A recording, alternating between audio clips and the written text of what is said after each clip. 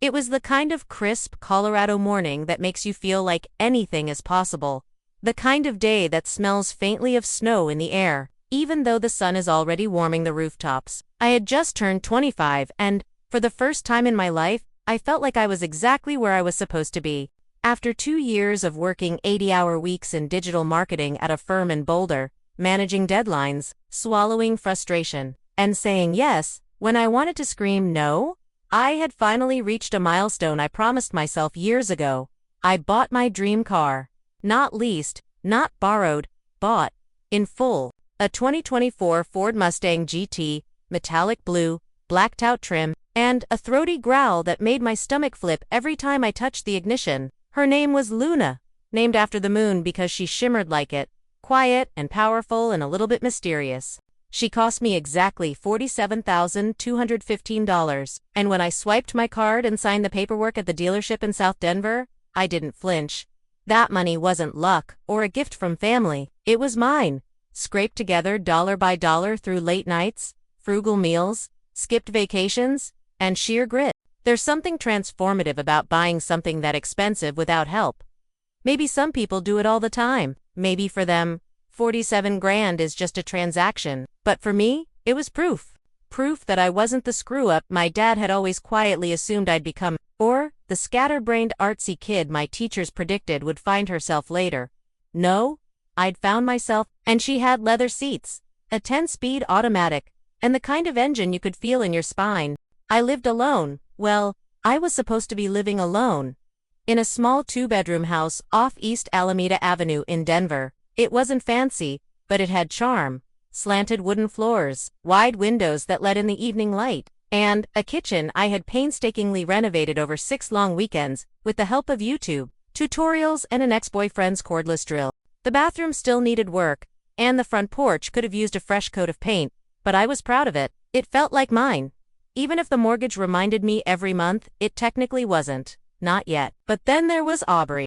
My little sister had moved in 8 months ago. She was supposed to be here temporarily, just long enough to recover from a nasty breakup in Chicago and clear some of the credit card debt she had racked up chasing a lifestyle she couldn't afford. She arrived with 2 duffel bags, 3 boxers, and a pitiful look on her face that only little sisters can pull off without saying a word.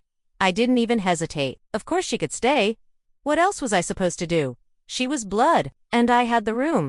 Aubrey was 2 years younger than me, but had somehow lived twice the chaos. She was always the wild one. Spontaneous, charming, occasionally reckless. The kind of girl who talked her way out of speeding tickets and into VIP rooms. She had this infectious laugh that made people want to forgive her before she even apologized. But behind that, glitter was a mess. Financial troubles, questionable relationships, and a suspended driver's license from a DUI last year in Ohio. A charge she still swore was a misunderstanding. At first, things were fine. She got a part-time job at a boutique downtown and promised to pay a little rent when I can. She cooked occasionally, made us cocktails on Sundays, and even folded my laundry once when I got home late from a work trip. But slowly, the shine wore off. She started sleeping until noon. Her paychecks disappeared faster than they came in. Packages kept arriving at the door. Shoes, makeup, wireless, earbuds, things she had no business buying. When I asked about money, she'd smile and say, "Don't worry, sis, I've got a plan." She always had a plan. It never worked. Still, I kept my boundaries, mostly. I told her she could stay as long as she didn't touch my car. I made that point very clear. I even put the keys in my bedroom drawer every night. Luna was not a family vehicle. Luna was sacred. I had worked too hard and waited too long to let anyone treat her like she was just another ride. Aubrey laughed the first time I said that. "You're being dramatic. It's just a car." "No, Aubrey," I told her. "It's my car." She rolled her eyes, but she didn't argue. And as far as I knew, she respected it. Looking back, there were signs, little comments she'd make when we were out together. "I bet I'd look good in this car." Or, "You never let me have anything fun." She said them playfully, but I should have listened harder. I should have known. I remember the last evening before it all fell apart. I had driven Luna up into the hills outside Golden just to feel the curves of the road beneath me. The sun was setting behind the Rockies, casting that deep purple hue over the sky, and I had the windows down, music blasting. I felt powerful. Not just because of the car, but because I'd built this moment. I had carved it out of nothing. I had earned it. When I came home, Aubrey was on the porch smoking one of those skinny cigarettes she picked up from someone in LA. She watched me pull into the driveway and said, "You look like a movie star in that thing." I laughed, tossed her a wink, and replied, "That's because I am." The next morning, Luna was gone. And nothing, not my car, not my home, not my trust, would ever be the same again. Saturday mornings were usually sacred to me. A ritual, even wake up late, brew my favorite Guatemalan roast, toast and everything bagel, sit on the porch with a throw blanket over my lap and just breathe in the rare peace of adulthood done right. That morning started no differently, except for one small change. I had plans with Miranda, one of my oldest friends from college, for brunch at this trendy new spot in downtown Denver that neither of us could afford but both agreed was worth it for the aesthetic. I was already running behind, hair mascara wand dangling in one hand, while I texted Miranda with the other. My phone buzzed again. She was already parking. "Hurry up," she said. "There's a guy here who looks like your type and he's alone." Laughing, I shoved my phone in my back pocket, grabbed my purse, and headed for the front door. That's when everything changed. Luna was gone. At first I thought I was mistaken. Maybe I parked on the street last night. Maybe I was just distracted and forgot I'd moved her to the curb. I checked the driveway again. The garage was wide open, empty, no signs of broken glass, no screech marks, no car. Panic hit me like ice water. I ran down the sidewalk, scanning both directions, half hoping I'd see her parked neatly under a tree, safe and untouched. Nothing. My hands were shaking as I yanked out my phone and scrolled my calendar to double-check if I'd planned a service appointment or left it at a friend's. No. Luna had been home last night. I remembered the sound of the garage door closing behind her. I remembered. Back in the house? I called the police, my voice trembling, heart pounding, as I explained the situation to dispatch. "I need to report a stolen vehicle," I said. "It's a 2024 Ford Mustang GT, metallic blue, Colorado plates." The dispatcher took my information, asked me to stay calm. I was trying. I really was. It wasn't until I walked back into the kitchen to pace that I saw it. Aubrey's phone, sitting face down on the counter, plugged in and fully charged. That's when something inside me snapped into place. I knew. I knew before I even called her name. I knew before I ran to her room and saw the bed made untouched. I knew before I opened the hall closet and noticed her denim jacket missing from the hook. I knew my sister had taken my car. What I didn't know was why, or how. She knew how important that car was to me. She knew she wasn't supposed to touch it. She didn't even have a license anymore. I had reminded her firmly, repeatedly, that driving while suspended could land her in serious legal trouble. I called her phone, forgetting it was right in front of me, and heard the voicemail ping echo across the kitchen. For a moment I stood there staring at the screen, debating what to do. Report her, wait it out, hope she came home with an apology and a believable excuse. But Luna was gone. That was real. That wasn't something I could undo or pretend away.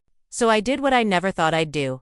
I filed the official report. The officer who came out, Officer Maldonado, was calm and courteous. He took my statement, nodded patiently as I explained that, yes, it was technically a family member. Yes, she lived here. No, she did not have my permission to take the vehicle. No, she wasn't insured to drive it. And no, I wasn't trying to ruin her life. I just want my car back, I told him, and I want her to take responsibility. He scribbled something in his notebook and said, "Unfortunately, this qualifies as unauthorized use of a vehicle. Given her record and the suspended license, it may escalate depending on what happens next." He left, promising to update me if they heard anything. Hours passed. Miranda stopped texting. My coffee sat untouched. I paced the house until I wore a line into the carpet. I didn't cry, but I felt the pressure building. The kind of numb anger that sits just under your skin, burning slow like coals. It was exactly 3:12 p.m. when my phone rang. I didn't recognize the number, but something in my gut told me to answer. "Ms. a voice asked. "Yes, speaking. This is Officer Delgado with the Denver Police Department. We have your vehicle. I'm sorry to inform you that it's been involved in a collision." I went cold. Was anyone hurt? She sustained minor injuries, refused medical transport but was checked by EMTs on site. She's in custody now for unauthorized use of a vehicle, driving on a suspended license, and reckless endangerment. The vehicle was significantly damaged. I sat down, not trusting my knees. "Significantly damaged," I repeated. "Hollow." There's frame damage. Front end smashed. Airbags deployed. It was a T-bone incident at an intersection off Spear Boulevard. She ran a red light. He asked if I wanted to be notified about the arraignment. I said yes, though the words felt like they belonged to someone else. He gave me the impound lot address, told me where the police report would be available, and hung up. I sat in silence for nearly an hour, staring at the patch of sunlight drifting across the hardwood floor like it meant something. Luna was gone. Not stolen by a stranger, not keyed by a jealous neighbor, but destroyed literally and metaphorically by the one person I had opened my door to without hesitation, my sister, my own flesh and blood. It wasn't just betrayal, it was theft. It was recklessness. It was pure, selfish carelessness. And now she was behind bars.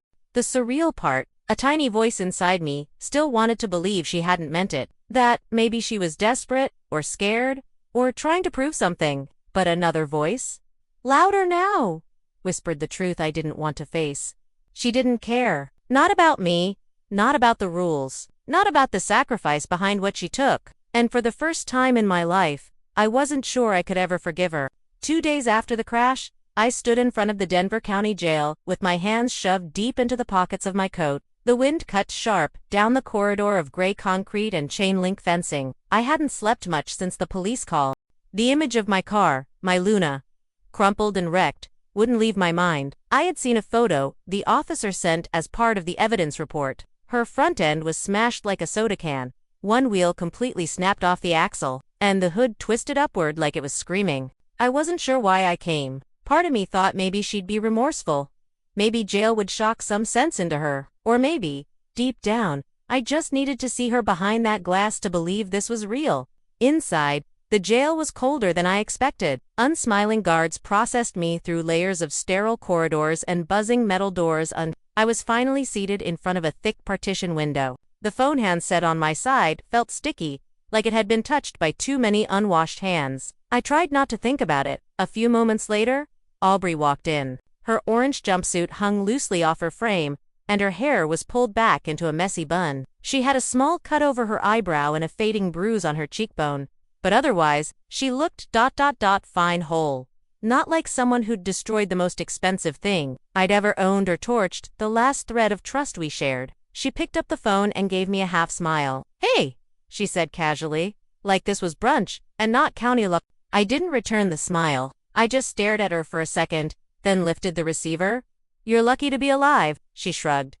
"I've had worse nights." Her voice had that same indifferent lilt it always carried when she was caught doing something stupid, that flippant, almost amused tone she used to dodge accountability. I had heard it when she totaled Dad's truck in high school, and again when she lied about maxing out Mom's emergency credit card for a weekend in Vegas. But this was different.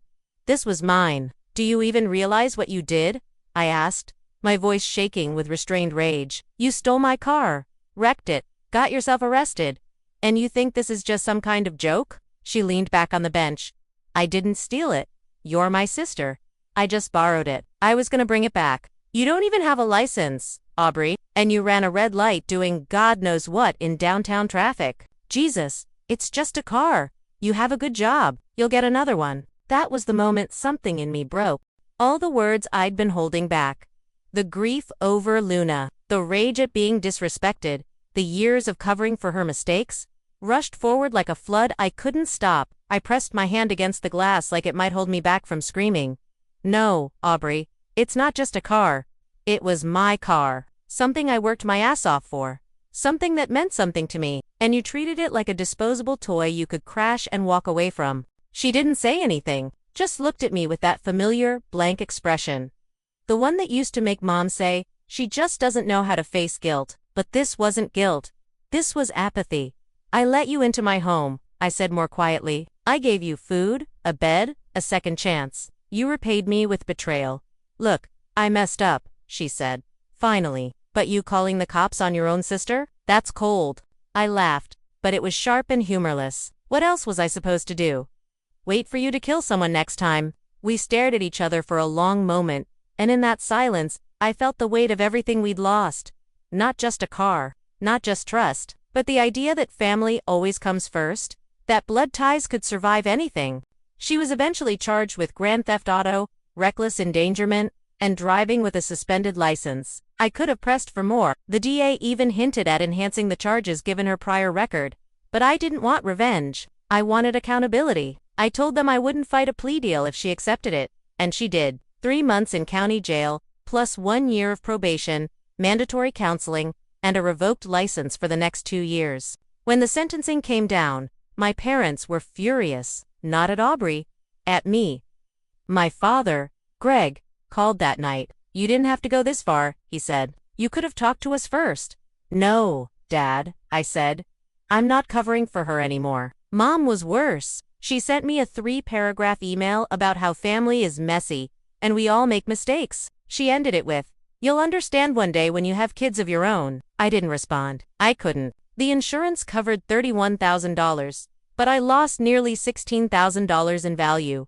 They called it a total loss, and I felt like one too. The hardest part wasn't losing the car. It wasn't even the money, although that stung. The hardest part was realizing that the person I loved, the sister I once defended on the school bus when she got bullied, the girl I snuck into concerts with, the only other person who knew all the words to our childhood road trip playlists, didn't value me the way I valued her. She had taken something sacred and smashed it with a shrug. And as I left the jail that day, walking alone back to my now quiet house, I knew something else with total clarity. Aubrey may have walked into my life as my sister, but she wouldn't walk back into it as one again. When Aubrey got out of jail, I didn't let her come back. She called me just once from an unknown number. I didn't answer, and she didn't leave a voicemail. A few weeks later, I learned through Miranda, who'd heard it through someone else's Instagram story, that Aubrey had moved to Flagstaff, Arizona, crashing with an old friend from college named Tessa. Apparently, they were living in a rental above a yoga studio downtown and working part-time gigs to cover the rent. Aubrey was back to bartending, back to pretending everything was okay. I had already changed the locks by then. I boxed up the rest of her things: old hoodies, half-used bottles of perfume, a journal with a broken clasp band, took them to a donation center 2 miles away. I didn't open the journal. I didn't write her a letter. I just dropped the box off and drove home in silence, the way I'd started doing most things lately.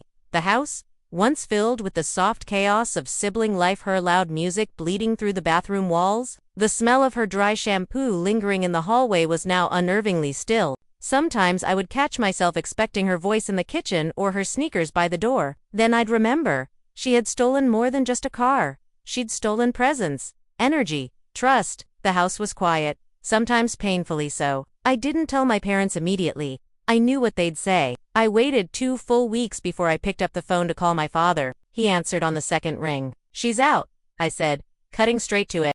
A long pause followed. Then, the sigh I had been bracing for. "Okay," he said.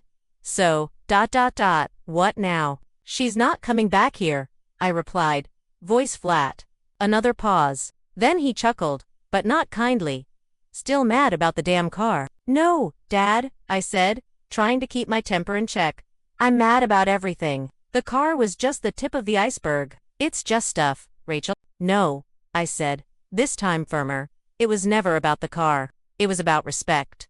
She didn't have any, and you don't either if you think that's all this was." We didn't talk much after that. I hung up before I said something I'd regret. My mother, Helen, tried to play peacemaker. She called a few days later, launching into the conversation like she'd been rehearsing it. "Sweetheart, don't let pride get in the way of forgiveness. She's your sister. Forgiveness starts with an apology, Mom. And I haven't heard one." "She's ashamed," she said. "Give her time." She had time, I replied. 3 months in jail, to be exact. There was silence on the line. I think that's when she realized I wasn't budging. I went 8 months without speaking to either of them. No birthday calls, no holiday dinners, not even a text on Mother's Day. I was tired of being the one to bend first, the one to clean up emotional messes I didn't make. Eventually, I reached out to them, but not with an olive branch. With boundaries. When we met for coffee, one bright spring morning at a quiet place near City Park, I laid it out simply. "I'm not cutting you off," I said, "but I need space. No talk of Aubrey, no updates, no guilt trips. I'm not interested in being the sister who forgives without reason." My dad frowned. My mom looked like she might cry, but neither protested. Maybe they were finally starting to understand. I bought a new car 6 months after the crash. It wasn't impulsive, it took time. I had to rebuild my savings and my trust in people. This time, I went electric. A black Tesla Model 3, sleek and silent, with matte black rims and a minimalist interior. It cost me $54,000, and I paid for it in full. It wasn't Luna. Luna had felt like a part of me, loud, fast, wild when I needed her to be. The Tesla was different, precise, disciplined, controlled. I didn't name her. I didn't attach meaning to her existence. She was a tool, a vehicle, nothing more. But she was mine. And this time, the key fob never left my side. The Tesla sleeps behind reinforced garage doors now upgraded after the theft, with a keypad entry only I know. I installed security cameras too. Not out of fear, out of my space, my things, my life, they're mine to protect now. The house has changed in other ways too. I painted the kitchen a soft cream, finally fixed the porch, and installed a small fire pit in the backyard. I started spending more time alone, not because I had no one, but because I was learning to be enough for myself. Sometimes Miranda comes by with wine and stories about her dating disasters. Sometimes I dog sit for neighbors. On Sundays, I go for long drives into the hills with a playlist of artists I discovered after Aubrey left. And sometimes when it's quiet, I think of her. I wonder if she ever looked back and realized what she lost. Not just a place to stay or a ride to steal, but someone who loved her deeply. Someone who tried. But I don't reach out. I don't scroll through her old social media or Google her name. I've done enough of that in the past. Healing isn't about wondering if they've changed. It's about knowing you have. Forgiveness may still come one day, but not for her. For me. So when people ask me if I miss my sister, I don't lie. I say yes sometimes. In the same way you miss something that was once beautiful but always broken. Like a photo that fades in the sun. Like a car that never made it home. I've learned that love doesn't always survive betrayal. That some silences are necessary. That peace isn't always loud and joyful sometimes. It's quiet, heavy, and earned. And I'll take that silence, this solitude over betrayal. Every single time.